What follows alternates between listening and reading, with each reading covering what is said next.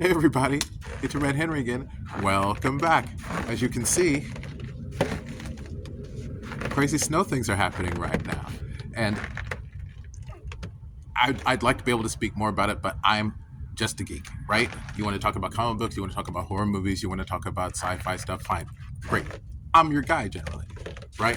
But for this, we need an actual newsman, right? An agile mind, someone who's been in the business and is a legend in the field, and who's also been protecting me from monsters underneath my bed for like over 40 years now. Ladies and gentlemen, I give you my man. And now, for all the news that's fit to GNU, here's Gary GNU.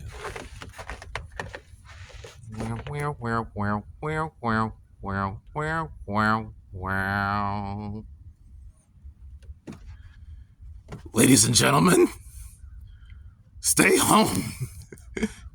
National emergencies declared all the way from Texas to New England.